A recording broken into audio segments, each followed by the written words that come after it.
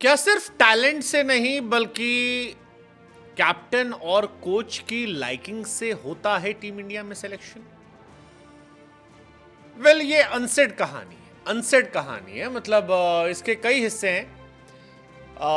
नई कंट्रोवर्सी जो खड़ी हुई है वो शुभमन गिल, ऋतुराज गायकवाड़ को लेकर है, जो अमित मिश्रा और कई और सीनियर क्रिकेटर्स के स्टेटमेंट के बाद आई है। लेकिन ये चर्चा बहुत पहले से आती रही है। जब सौरव गांगुली कप्तान थे तब बंगाल के कई सारे खिलाड़ियों ने अपना डेब्यू कर लिया था।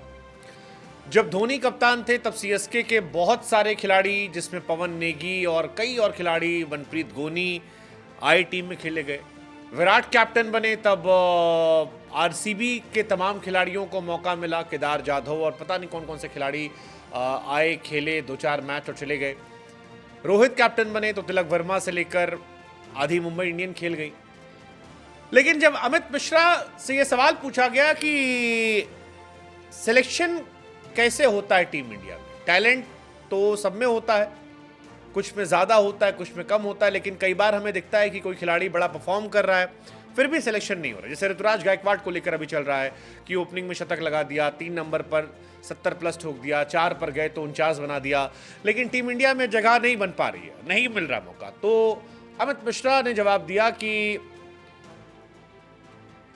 गुरु, कोच और कैप्टन की लाइकिंग बहुत जरूरी है। अगर कोच और कैप्टन आपको लाइक करते हैं तो फिर कहानी आपकी अच्छी होती है, क्योंकि प्लेइंग 11 पहले तो 15 में कोच की सहमति से आप आते हो, सिलेक्टर, कोच, कैप्टन, उसके बाद 11 कैप्टन डिसाइड करता है और कैप्टन ही तय करता है कि 11 कौन होगा और किस ऑर्डर में होगा। अब ये कहानी ऋतुराज गायकवाड़ को लेकर बड़ी चल रही है, क्योंकि ऋतुराज गायकवाड़ को लेकर कहा जा रहा है कि गायकवाड़ गिल के चक्कर में झेल रहे हैं।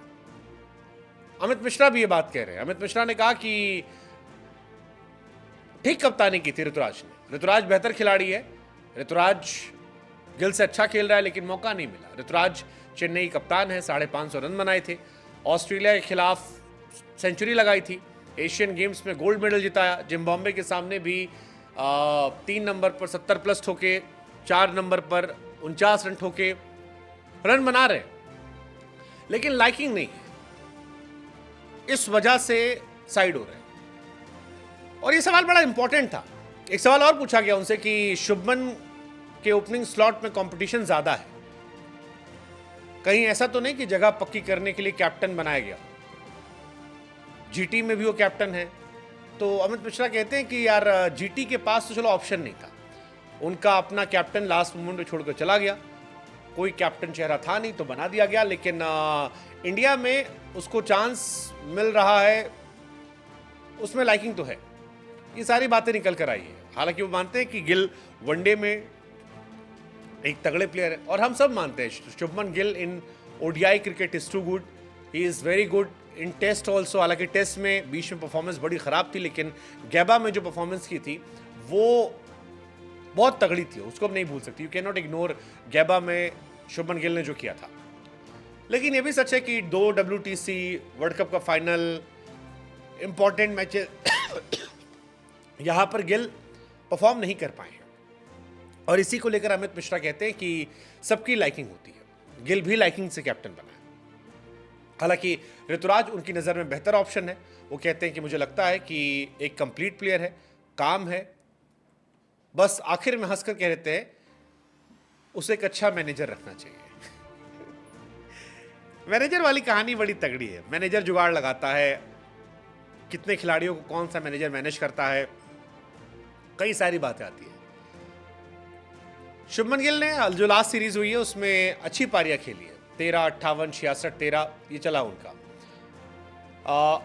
ऋतुराज को भी अच्छा मौका मिला था, पहले में फ्लॉप रहे, फिर 77 रन 3 नंबर पर, 49 रन और फिर ड्रॉप कर दिए गए। लेकिन सवाल फिर वही है कि लाइकिंग बहुत मैटर। जैसे अमित मिश्रा, जैसे हरभजन ने भी कहा था, आपको याद हो कपिल शर्मा शो में कहा था कि श्रीकांत से पूछा था कि मैं अच्छा खेल रहा था, आपने ड्रॉप ही कर दिया।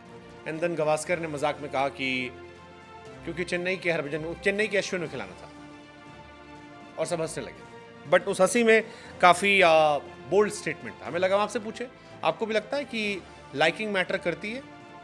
अगर आपको टीम में खेलना है, कैप्टन से, कोच से बनाकर रखनी पड़ती है। अगर आपको टीम में खेलना है परमानेंट खेलना है, मौके लगातार चाहिए तो व्हाट्स योर टेक?